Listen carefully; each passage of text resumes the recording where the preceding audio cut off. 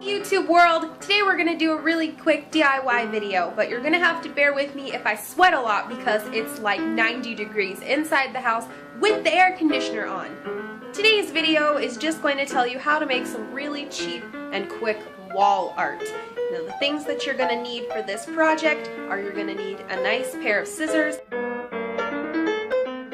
kitchen shears, you're going to need some frames.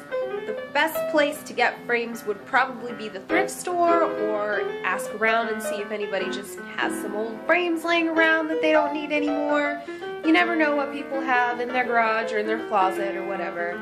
I went to Walmart for my frames and I got all black frames, but if you look closely they're not all exactly the same frames, they're just all black. So if you have one solid color of paint on hand, what I would do is go to Goodwill, grab a bunch of frames and just paint them all the same color and spend just a couple of dollars. Mine cost about $11 for all the frames, but you could probably get it for cheaper. I'm just impatient. You're going to want a pencil or some chalk or a crayon or something soft that's not going to bleed through whatever you want to frame. And last but definitely not least, you're going to need something to frame. So I had a dish towel given to me by my partner's grandma, which was too cute to use as a dish towel basically, and it matched my kitchen perfectly because it was black and white and it had cats cooking and I had the perfect place for it, so I thought, why not just cut it up and make it into wall art? Free, almost free wall. Step number 1, you're going to need to figure out where you want your frames and your wall art to go. I had a place in mind, so I made sure to get frames that were going to be the right size and the right amount of frames to cover said space. If you'll look, I'm measuring out where I want everything to go.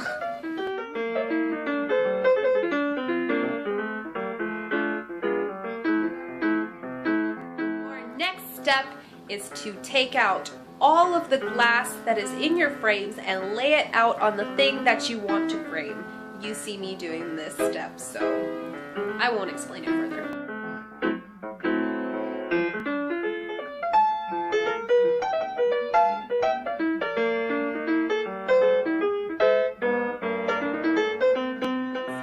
Everything laid out on your table, you're going to take your pencil and you're going to trace around all of the glass sitting on top of the back of whatever you want to frame.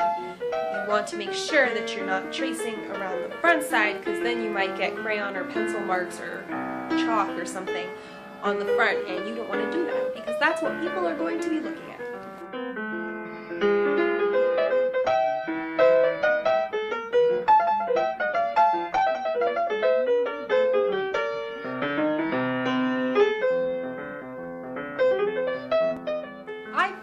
That placing my glass over what I want framed and then tracing it worked way better than just randomly tracing my glass anywhere, because my particular pattern had cats cooking, and the first attempt I accidentally just got like some cat feet.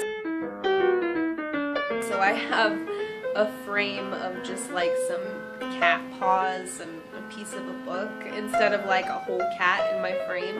And what I tried to do was like place my glass so that I was cutting out cat faces and like whole cats with their little, the things that chef wear, the chef hats, their cat chef hats and stuff. And that worked a lot better, so a little bit of planning goes a long way. Once you have traced around all your glass, you're going to remove the glass so that it doesn't get in the way and cut out what you've traced. I would cut out on the outside of the lines, because if you cut too big, you can always trim it down a little smaller, but if you cut it too small, there's not a whole lot that you can do about that.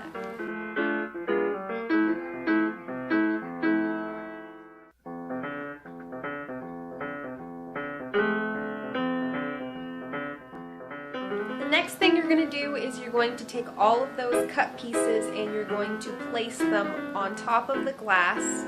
Put that glass back into the frame and try and close it up. You'll be able to tell if the piece of whatever you're framing is too big for the glass, and you can trim it down at this point.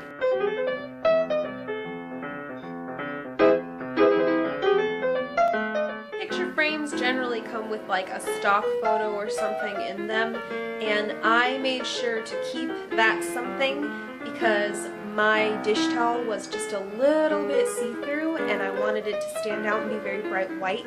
So I flipped around that stock image onto the white part so that the white part would be touching the thing I was framing, and then I put the back of the frame on. That way it wouldn't be like brown or black behind the thing I was framing to give it like a really weird kind of color. It would just be like bright white.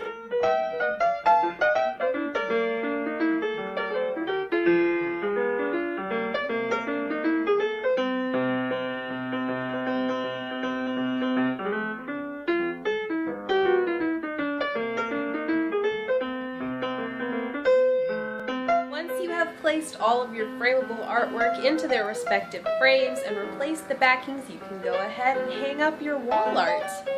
And congratulations, you have just made the cheapest piece of wall art ever.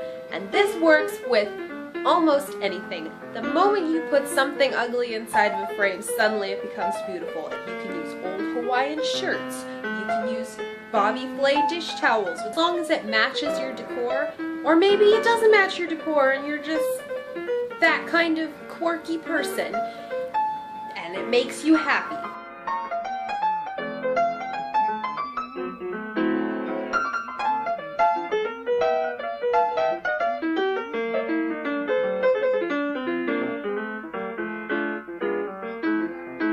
Okay, well that's pretty much it for this DIY. I know it wasn't the most exciting DIY, but this was kind of a test run to see how I could put it together, if it was going to take a while, if it was something really easy, if it's something that I think I could do again. So, you know, if you have an idea, go for it, right? I hope you at least enjoyed it a little bit or got some kind of inspiration for your own project from it.